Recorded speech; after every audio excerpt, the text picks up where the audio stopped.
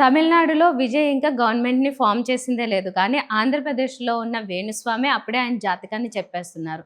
ఒకవేళ విజయ్ గవర్నమెంట్‌ని స్టార్ట్ చేసినా, ఫార్మ్ చేసినా 6 నెలల్లోనో, సంవత్సరంలోనో మళ్ళీ తిరిగి ఎన్నికలొస్తాయని చెప్తున్నారు.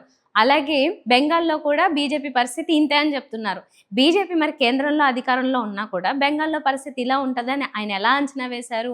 ఆయనకి ఉన్న డీటెయిల్స్ ఏంటి అనేది ఎప్పుడు చెప్పరు గానీ, ఆయనకి ఏ టైంకి ఏది చెప్పాలనిపిస్తే అది చెప్పుకుంటూ వెళ్ళిపోతుంటారు. అందుకే నెటిజన్‌లు కూడా ఆయన్ని తిట్టిన తిట్టు తిట్టకుండా తిడుతున్నారు. ఈయనే కదా గతంలో మరి కేసీఆర్ గెలుస్తారని, ఆంధ్రప్రదేశ్‌లో జగన్ గెలుస్తారని చెప్పారు. అంత కాన్ఫిడెంట్‌గా. మరి ఏమైంది? ఈయన మాటలు మేమెందుకు నమ్మాలి అంటున్నారు. పనిలో పనిగా వేణుస్వామి గారు మరో విషయం ఏం చెప్పారంటే, త్రిష గనక ఆయన జీవితంలో లేకపోతే ఇంక మరోలా ఉండేది అంటున్నారు. అంటే ఆ మరోలా ఉండేదాన్ని నెగెటివ్‌గా తీసుకోవాలా? పాజిటివ్‌గా తీసుకోవాలా? ఆవిడ ఉండడం వల్ల విజయ్ గారికి ఇప్పటి వరకు ఇంతవరకన్నా కలిసొచ్చింది అని చెప్పే ఉద్దేశమా?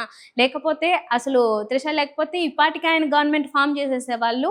ఆవిడే అడ్డంకని చెప్పదలుచుకున్నారా? తర్వాత త్వరలో ఆయన నుంచి రాబోతున్న విషయం ఏంటి అని మనం ఎక్స్‌పెక్ట్ చేయొచ్చు అంటే, ఒకవేళ విజయ్ అండ్ త్రిష కలిసి ప్రయాణం మొదలుపెడితే పెళ్లి చేసుకున్న వాళ్ళ మీద కూడా ఖచ్చితంగా ఆయన త్వరలో వీడియో రిలీజ్ చేస్తారు. ఇందు గురించే నెటిజన్లందరూ కూడా వేణుస్వామిని అనేక రకాల కామెంట్‌ల్లో ఒకటి ఈ మధ్య ఆయన అశురెడ్డి వివాదంలో కూడా ఆయన పేరొచ్చింది కదా! ఆ వివాదం ఏదో ఫస్ట్ సెటిల్ చేయండి. మీకు ఇవన్నీ ఎందుకు అని అడుగుతున్నారు. సో వేణుస్వామి గారు గతంలో చెప్పినట్లుగా నేను పాలిటిక్స్‌ని టచ్ చేయను. నా జాబ్ ఏదో నేను చేసుకుంటాను. నా జాతకాలేవో నేను చెప్పుకుంటాను. సెలబ్రిటీల జోలికి పోను. పాలిటిక్స్ జోలికి పోను అన్నారు గానీ ఆయన అలా ఉండే అవకాశమే లేదని మరొకసారి ఈ వీడియోతో ప్రూవ్ అయింది.